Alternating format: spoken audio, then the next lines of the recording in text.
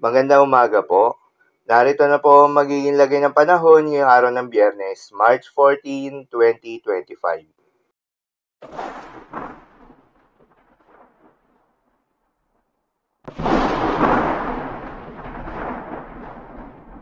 Sa kasalukuyan at ayon sa pag-asa, patuloy na umiiral itong easterlies o yung mainit na hangin galing sa may karagatang Pasipiko na nakakaapekto at posibleng magdala ng maulap na kalangitan na may kalat-kalat na mga pag-ulan at thunderstorm sa ating bansa, particular na sa may Eastern Visayas, Sorsogon at Masbate.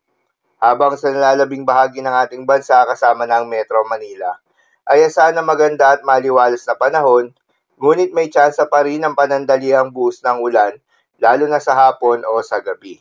At kahit nga maganda ang panahon na inaasahan sa Metro Manila at nalalabing bahagi ng ating bansa, ay pinag-iingat po ang ating mga kababayan dahil sa init at alinsangan na posibleng maranasan simula tanghali hanggang sa hapon. Kaya naman huwag kalimutan magdala at uminom ng tubig at magdala rin ng payong kung may lakad. Bawasan muna ang paglabas ng bahay sa panahon ng mataas na temperatura upang maiwasan ang heat-related emergencies kagaya ng heat exhaustion, heat cramps at heat stroke. Magandang balita naman dahil ayon sa pag-asa ay wala pa rin tayong binabantayan na low pressure area o bagyo sa loob o malapit sa Philippine Area of Responsibility na maaaring makaapekto sa ating bansa hanggang sa susunod na 5 araw. Ngunit maging handa pa rin tayo dahil maaaring wala o merong isang bagyo ang posibleng mabuo o pumasok ng Philippine Area of Responsibility ngayong buwan ng Marso.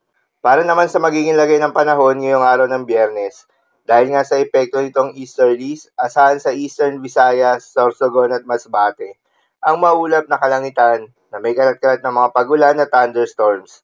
Posible ang mga pagbaha o pagguho ng lupa dahil sa katamtaman hanggang sa kuminsan ay malakas na pag-ulan. Habang sa Metro Manila at nalalabing bahagi pa ng ating bansa ay asahan naman yung bahagyang maulap hanggang sa maulap na kalangitan na may kalat-kalat na mga pag-ulan o thunderstorms na dulot pa rin ng easterlies. Posible rin ang mga pagbaha o pagguho ng lupa during severe thunderstorms. Madalas nabobo ang mga thunderstorms na ito tuwing hapon o gabi na nagtatagal ng 1 hanggang 2 oras. Kaya naman ingat sa mga posibleng banta ng pagbaha at pagguho ng lupa, lalong-lalo na sa mga lugar na inuulan na noong mga nakaraang araw pa. Para naman sa magiging lagay ng mga dagat baybayin, ayon sa pag-asa ay wala pa rin tayong nakataas na gale warning sa anumang seaboards ng ating bansa. Ngunit pinag-iingat pa rin yung mga papalaot ng mga kababayan nating mangingisda at yung may mga maliliit na sasakyang pandagat sa may northern at eastern seaboards ng ating bansa. Dahil inaasahan pa rin yung katamtaman hanggang sa maalon na karagatan. At sa nalalabing seaboards ng ating bansa ay asahan naman yung banayad hanggang sa katamtaman ng mga pag-alon. Ngunit iba yung pag-iingat pa rin, lalo na kung meron tayong offshore thunderstorms activity, asahan yung paglakas ng hangin at kaakibat nito ay pagtaas rin ng mga pag-alon. So, lamang po para sa lagay ng panahon ngayong araw ng Biyernes. Keep safe, everyone.